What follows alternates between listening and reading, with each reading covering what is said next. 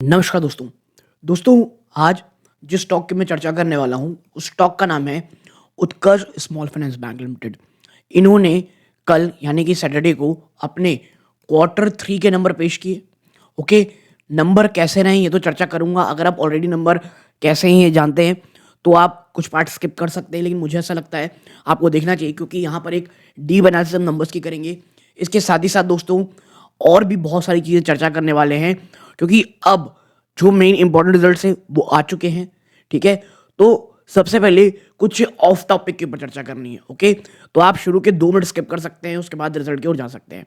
ठीक है, देखिए सबसे पहले मैं बता दूं, अब से एनालिसिस की जो सीरीज है वो वापस से हम स्टार्ट करेंगे।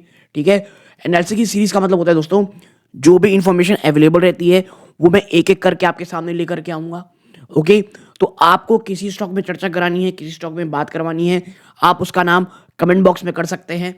जिस स्टॉक का नाम सबसे ज़्यादा आया करेगा मैं पहले लिया करूँगा। इसीलिए अगर आप जो स्टॉक का नाम ले रहे हैं, अगर उसको मैं थोड़े दिनों में बनाऊँ तो प्लीज़ आप समझिएगा, मैं जो काम कर रहा हूँ वो अकेले ही करता हूँ, तो जो डेटा कलेक्शन है ये तमाम चीज़ों में समय लगता है। ओके, दूसरी चीज़ दोस्तों, वीडियो को प्लीज़ लाइक ज़रूर किया कीजिएगा ताकि यूट्यूब औरों को भी रिकमेंड करे दोस्तों, क्योंकि ऐसे में हमको बहुत मोटिवेशन मिलती है और काम करने की बहुत ज़्यादा प्रोत्साहन मिलती है। इसीलिए सब्सक्राइब भी ज़रूर कर लीजिएगा। और एक और चीज़ दोस्तों, देखिए इस प्रकार की जो गिरावट है बाजार में, ये आम बात है और इसीलिए मैं आपके जो कह सकते हैं जो प्रोडक्ट है उसमें जो बहुत ही बड़े बड़े इन्वेस्टर हैं उनकी बुक की लिस्ट में लाता रहता हूँ। और अगर आप यहाँ से खरीदेंगे उन बुक्स को दोस्तों, तो उसका हमें आप कह सकते हैं कमीशन भी मिलता है और हमें बहुत ज़्यादा आप कह सकते हैं चैनल को आगे बढ़ाने में बहुत मदद मिलती है। सो प्लीज़ बुक को अगर आप खरीदना चाहते हैं, पढ़ना चाहते हैं, और देखिए मेरी फेवरेट हमेशा मैं कहता हूँ वो है द इंटेलिजेंट इन्वेस्टर। ठीक है, अगर आप यहाँ से खरीदेंगे तो फ्लिपकार्ट के थ्रू लेकर के जाएंगे तो हमें भी उसमें चैनल को आगे बढ़ाने में मदद मिलेगी। और मैं आपको बता दूं, द इंटेलिजेंट इन्वेस्टर एक ऐसी बुक है हर किसी को पढ़ना चाहिए। अगर आपको ऐसा लगता है यार थोड़ी सी अपर है, बट फिर भी पढ़िए। आप एक बार पढ़ेंगे, 2 बार पढ़ेंगे, मैं बता रहा हूँ आपको, बहुत बहुत ज़्यादा आपका जो कॉन्सेप्ट वो क्लियर होगा। वो जो बेंजामिन ग्राहम साहब ने जो बुक लिखी है वो अपने आप में फिनोमिनल है। इसलिए प्लीज़ एटलीस्ट उस एक बुक को ज़रूर से ज़रूर पढ़िए, क्योंकि देखिए बाकी जो वहाँ बुक्स है, जो है वो पीटर लिंच साहब की हो, वॉरेन बफेट की हो, वो कह सकते हैं थोड़ी सी एक हाई लेवल की चीज़ें, बट मुझे पर्सनली सबसे पहले पसंद है द इंटेलिजेंट इन्वेस्टर। उसके बाद पीटर लिंच साहब की बुक पसंद है। ओके, और उसके बाद rich dad poor dad. Rich dad poor dad आप कह सकते हैं एक बहुत ही कॉमन सी बुक है, वो कोई बहुत इंटेलिजेंट आपको नहीं मानता थी, लेकिन हाँ एक बहुत ही इंटरेस्टिंग बुक लगती है। तो मैं आपसे ये ज़रूर कहूँगा कि एक बार द इंटेलिजेंट इन्वेस्टर और पीटर लिंच साहब की बुक ज़रूर पढ़िएगा। पीटर लिंच आप कह सकते हैं मेरे फेवरेट इन्वेस्टर्स में से एक रहे हैं। ठीक है, तो ये तमाम चीज़ें आपसे चर्चा करनी थी। अब आने वाले समय में ये मैं बहुत लंबा रिपीट तो नहीं करने वाला, बट हाँ आपसे फिर यही कहूँगा कि अगर आप कोई बुक्स पढ़ना चाहते हैं स्टॉक मार्केट के ऊपर, प्लीज़ द इंटेलिजेंट इन्वेस्टर ज़रूर पढ़ें। किसी स्टॉक में एनालिसिस करनी हो कमेंट बॉक्स में ज़रूर बताइएगा। तो आने वाले समय जो स्टॉक्स रहेंगे, चर्चा शुरू होगी, उसमें इतना लंबा समय मैं नहीं लूँगा। इसीलिए प्लीज़ वीडियो को लाइक करके चैनल सब्सक्राइब जरूर कीजिएगा। अब आते हैं टॉपिक के ऊपर। देखिए उत्कर्ष स्मॉल फाइनेंस बैंक, उत्कर्ष ने अपना एक बहुत बड़ा जो सपोर्ट था 30 रुपए को, उसे ऑलरेडी तोड़ दिया है। ओके, तो कहीं ना कहीं बाजार को ये चिंता है। और इसके साथ मैं आपको बता दूं कि 1 साल के अंदर अंदर स्टॉक ने आप देखेंगे ऊपरी स्तरों से आपको ऑलमोस्ट ऑलमोस्ट 52.82% की गिरावट दिखा दी है। तो कैसे रहे नंबर, सबसे पहले चलते हैं देखने के लिए। देखिए नंबर्स जो आपके यहाँ शो किए जाएंगे वो दोस्तों लैक्स में है। ओके, तो ज़्यादा परेशानी होनी नहीं चाहिए। अब एक एक करके चर्चा करते हैं। सबसे पहले इंटरेस्ट अर्न, कितना कमाया आपने इंटरेस्ट? 932 करोड़। 1 साल पहले आपने कितना कमाया था? 805.97, ऑलमोस्ट 806 करोड़। शानदार जंप है इंटरेस्ट अर्न की। और मैं बता दूं, ये जो जंप आपको देखने को मिल रहा है ना बहुत शानदार, ये मुझे ज़्यादा डराती है। क्यों? क्योंकि जब पूरा का पूरा सेक्टर इतना दबाव में चल रहा हो, तमाम स्मॉल फाइनेंस बैंक हो चाहे बैंक्स हो, वो इंटरेस्ट लोगों को देने में यानी कमाने के लिए थोड़ा हाथ खींच रहे हैं। और यहाँ पे उत्कर्ष ने उल्टा किया है, तो कहीं ना कहीं इश्यूज हैं।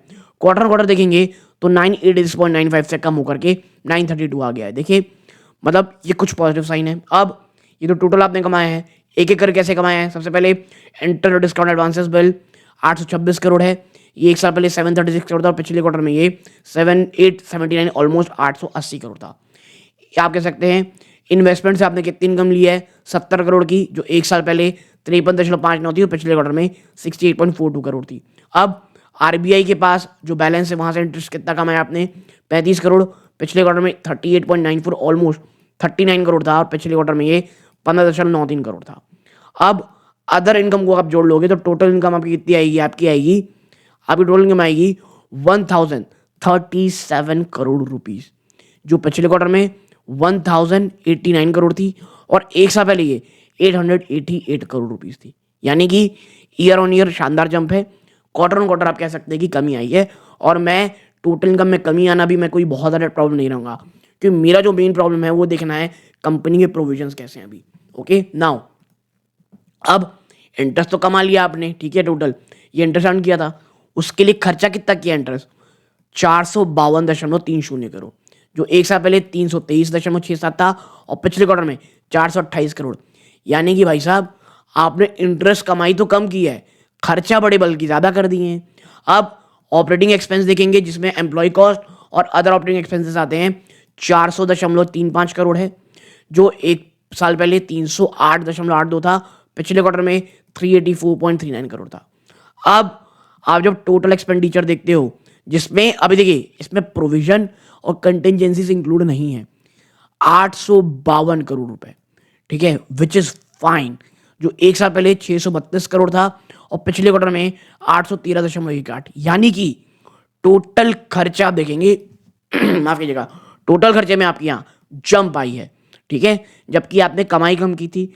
और जब आप क्या करते हो यहाँ पे ऑपरेटिंग प्रॉफिट देखते हो, प्रोविजन और कंटिजेंसी से पहले 185.26 करोड़ कमाते हो, जो एक साल पहले 256 करोड़ थी और पिछले क्वार्टर में 276 करोड़ थी। यानी कमी तो आई है। अब इसके साथ साथ अब मुझे जो देखना, जो सबसे इंपॉर्टेंट चीज मुझे लगती है इस पूरे रिजल्ट की, वो है क्या, प्रोविजन जो टैक्स के अलावा और कंटिजेंसी कितनी है 423 करोड़, जो पिछले क्वार्टर में कितनी थी 208 करोड़, एक साल पहले कितनी थी 104 करोड़। यानी आपने 423 करोड़ की प्रोविजंस की है भाई साहब। आपका प्रॉफिट 185 करोड़ था, 185 करोड़ था, और अब आपका प्रॉफिट फॉर द पीरियड कितना आया है 237.94 करोड़ की आपको लॉस हुई है, जो पिछले क्वार्टर में 68 करोड़ रुपीस का प्रॉफिट था और पिछले साल ये 152 करोड़ रुपीस की प्रॉफिट थी। अब टैक्स खर्चों के बाद आप देखेंगे net profit for the period 168 crore का लॉस हुआ है आपको, जो पिछले क्वार्टर में 51.39 करोड़ का प्रॉफिट था और एक साल पहले 116 करोड़ का प्रॉफिट था। यानी 168 करोड़ रुपीस के आप लॉस में आए हो, ठीक है। और अब देखनी है क्या भाई साहब, ईपीएस कैसे, आप माफ कीजिएगा, आपकी एनपीए कैसे रहे। तो आपका जो ग्रॉस एनपीए रहा है 1 मिनट परसेंटेज में देखते हैं, ग्रॉस एनपीए 6% को पार कर चुका है। एक साल पहले ये मात्र 3.04 था, पिछले क्वार्टर में 3.8%। ये मुझे ऐसा लगता है अब तक जितने भी स्मॉल फाइनेंस बैंक रहे हैं सबसे घटिया नंबर ये रहा है, ठीक है। ये एक बहुत बहुत ही गंदे नंबर रहे हैं दोस्तों। और नेट एनपीए 2.50 पे है, जो पिछले क्वार्टर में 0.89% में था और एक साल पहले 0.19% में। देखिए ये तो जरूर था खराब नंबर रहेंगे, लेकिन ये इतने खराब होंगे ये नहीं पता था, ओके। और अगर मैं नीचे जाऊं सेगमेंट वाइज नंबर में, अगर हम देखें यहाँ पे, तो यहाँ पे भी नंबर तो लैक्स में दिए हुए होंगे। देखिए सबसे पहले रिटेल बैंकिंग कैसी रही है, 863.96 करोड़ रहा है, पिछले क्वार्टर में ये 922 करोड़ था, एक साल पहले ये 764 करोड़ था। होलसेल में देखेंगे 70 करोड़ का कह सकते हैं रेवेन्यू आया आपने, जो एक साल पहले 54 करोड़ रुपीस था और पिछले क्वार्टर में 60 करोड़ था। अब ट्रेजरी अगर आप देखोगे तो 103.58 करोड़ था, जो पिछले क्वार्टर में 107.37 करोड़ था और पिछले साल में 69.52 करोड़ थे, ठीक है। और यही कारण है कि टोटल इनकम आपकी क्या दिखेगी 1037 करोड़। यानी साफ देखने को मिल रहा है कि ईयर ऑन ईयर तो जंप है रिटेल में, बट क्वार्टर ऑन क्वार्टर कमी आई है। होलसेल में क्वार्टर ऑन क्वार्टर आप देखेंगे तो जंप है, ईयर ऑन ईयर आपको यहाँ पे कमी देखने को मिल रही है। जबकि ट्रेजरी आप देखेंगे तो कोई बहुत बड़ी गिरावट नहीं आई है, लेकिन आपने कमाया कितना है, आपने 227 करोड़ रुपए का लॉस किया है, जो पिछले क्वार्टर में 40 करोड़ रुपए का प्रॉफिट था। यानी रिटेल में जो एक बहुत बड़ा प्रेशर चल रहा है एनपीएस का, वो कहीं नहीं जा रहा है, लगातार हमको देखने को मिल रहा है। और पिछले साल आप देखोगे 144 करोड़ प्रॉफिट था आपका। होलसेल से अगर आप देखोगे 13 करोड़ का आपको लॉस हुआ है, 13.5 करोड़ के आसपास का, जो एक साल पहले 13.24 करोड़ का लॉस था। पिछले क्वार्टर में आपने यहाँ पे 2.5 करोड़ से ऊपर का प्रॉफिट किया था। यानी कि देखिए प्रोविजन स्पेशली जो रिटेल में है वहां प्रॉब्लम दिख रही है। और ये 30 रुपए का स्टॉक निवेशकों को मुझे ऐसा लगता है मंडे को एक बहुत बहुत बड़ा झटका देने वाला है दोस्तों। ओके, नो डाउट ये मुझे लगता है अब तक का सबसे खराब नंबर रहा है और निवेशकों के लिए मंडे का दिन एक आप कह सकते हैं ब्लड मंडे का काम कर सकता है। ओके, मैं यही कहूँगा उत्कर्ष स्मॉल फाइनेंस बैंक ने और तमाम स्मॉल फाइनेंस बैंक जो हैं वहाँ पे प्रॉब्लम आई है, लेकिन कुछ स्मॉल फाइनेंस बैंकों ने काफ़ी अच्छा नंबर दिया इतने प्रॉब्लम वाले जगहों पे भी, चाहे इक्विटास हो, उज्जीवन हो। अगर बाजार अभी बुल रन में होता तो आप देखते वो दोनों ही स्टॉक में काफ़ी अच्छी तेज़ देखने को मिलती। लेकिन भाई साहब बुरे बाजार में उतना खराब नंबर लाना it's not a good sign. Okay, आप यहाँ तक जुड़े रहे, आपका क्या राय है कमेंट बॉक्स में ज़रूर बताइएगा। किसी अन्य स्टॉक में चर्चा करानी है ज़रूर बताइएगा। ये वीडियो का अंत है। जय हिंद।